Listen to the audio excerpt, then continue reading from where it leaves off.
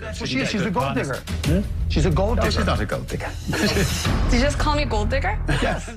Welcome back to Film Time. Today we'll take you through some times where Mark Cuban snapped on Shark Tank, so drop a like, sit back, and enjoy the video. During episode 7 of season 2, the Sharks began to fight for a stake in the company producing the Orig Audio, a device that turns any hollow object into a speaker. As the fight ensued, things got a little heated between the investors, and Mark shifted that frustration onto the entrepreneurs, giving them a limited window to make the deal.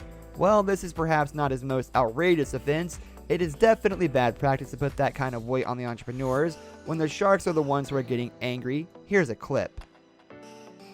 How does this sound? If you just want to deal with them and not me, then I'll just bow out right now. Wow. $150,000, tell me the percent, I'll say yes or no, and if I say yes, we're done, right? Or go deal with them. I'm gonna put a clock. You've got a 24-second shot clock, you come back to me with a number, and then you know what, if there's a shot clock violation, you guys can deal with everybody else.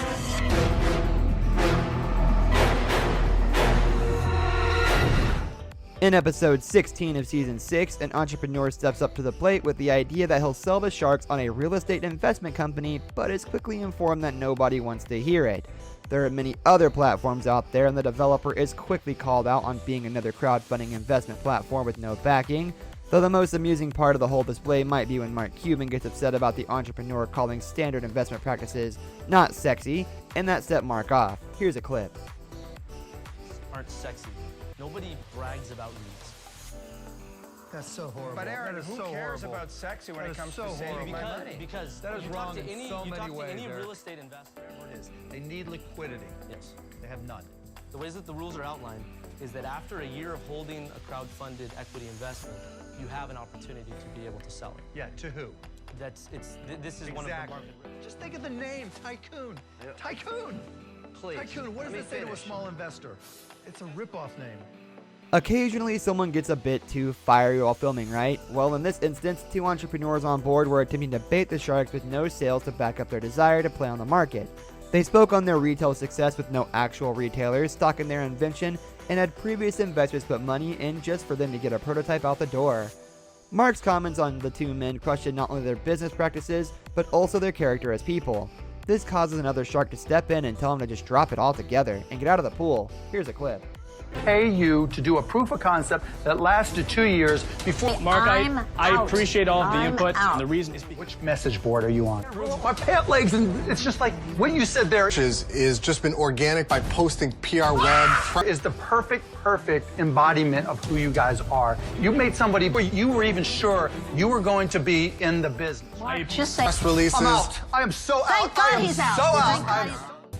Well, quite frankly, the internet search. Many entrepreneurs approach the carpet in hopes of getting a large investment from the Sharks, but some of them lowball the amount of money they actually want to receive in hopes that one of the Sharks will see the value in the deal and go higher than they would ask. That was the case with Kent in Season 5, Episode 19, but it backfired. Kent asked for a bit over 100 grand and a 10% investment in his product that he knew was worth much more in hopes of getting a Shark on his side.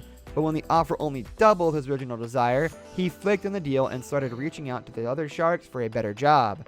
Mark Cuban, never one for flaky customers, proceeds to call him out on it and even accuses him of being full of crap instead of coming here to offer them a real deal.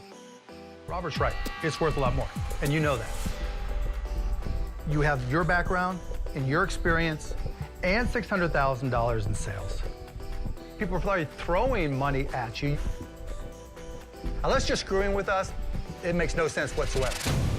I think there's no chance on God's green earth that this deal could ever possibly close because you'd be an idiot among your friends to value this company at 1.5 million or even 3 million. It doesn't add up. And the networks that you have and the experience You are that you so have. full of excuse my French. Robert offered you twice What you asked for. what you were asking for at the same valuation. You didn't even put up a little bit of a smile. So what are you doing, Mark? I'm out.